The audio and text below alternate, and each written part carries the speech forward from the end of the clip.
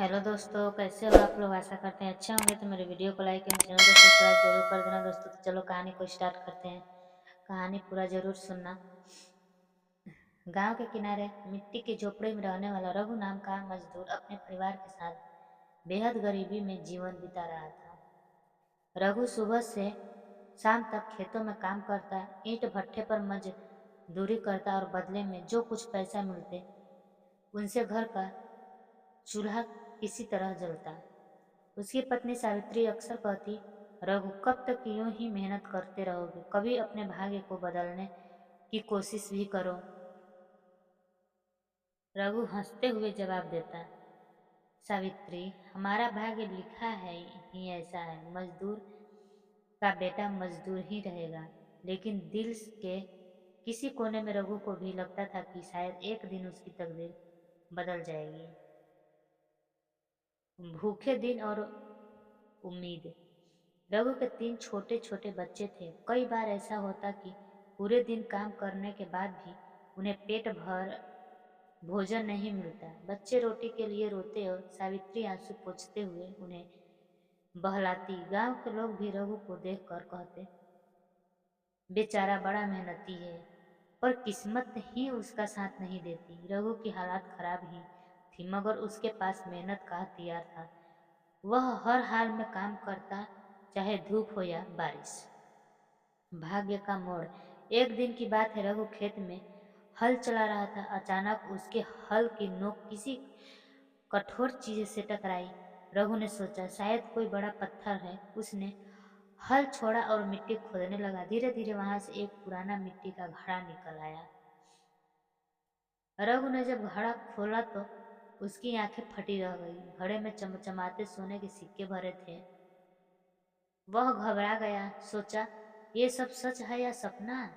अगर गांव वालों को पता चल गया तो मुसीबत हो जाएगी। रघु ने हिम्मत करके वह घड़ा घर ले जाकर सावित्री को दिखाया। सावित्री खुशी से झूम उठी। रघु, ये तो भगवान ने हमारी सुन ली। अब हमारे बच्चों को भूखा नहीं सोना पड़ेगा। ईमानदारी की कसौटी। लेकिन रघु का दिल कांप रहा था। उसने कहा, सावित्री, ये घड़ा किसी और का भी हो सकता है। शायद पुराने जमाने में किसी ने यहाँ दबा दिया हो। अगर हम इसे रख ले तो ये चोरी जैसा होगा। सावित्री बोली, पर रघु, अगर ये भगवान का दिया हुआ वरदान हो तो क्यों न गांव के प्रधान जी से जाकर पूछ ले। रघु को उसकी बात सही लगी। अगले दिन वह घड़ा लेकर प्रधान के पास गया और सारी बात बता दी। प्रधान ने सोचा कि रघु बहुत ईमानदार है। उसने कहा, रघु, ये घड़ा किसका है? कोई नहीं जानता। तुमने सच बताकर अपनी ईमानदारी दिखाई है। ये दौलत अब तुम्हारी है। गरीबी में समृद्धि तक। उस दिन से रघु का जीवन बदल गया। उसने सिक्कों से गांव में एक छोटा सा अनाज का व्यापार शुरू किया। ईमानदारी और मेहनत के कारण उसका व्यापार तेजी से बढ़ा। कुछ ही वर्षों में रघु गांव का सबसे धनी आदमी बन गया। लेकिन उसने कभी अपने पुराने दिन नहीं भूले। वह अक्सर अपने बच्चों से कहता, बेटा, इंसान की असली पूंजी मेहनत और ईमानदारी है। दौलत तो आती जाती रहती है, लेकिन अगर मन साफ है तो किस्मत खुद बदल जाती है। दूसरों की मदद। रघु ने अमीर बनने के बाद भी घमंड नहीं किया। वह रोज ढेरों गरीब मजदूरों को काम देता। किसी के पास इलाज के पैसे न होते तो वह मदद करता।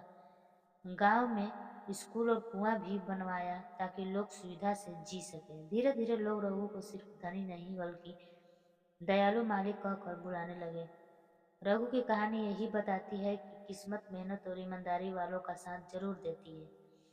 गरीब होना बुरी बात नहीं, लेकिन गरीब सोच के साथ जीना बुरा है।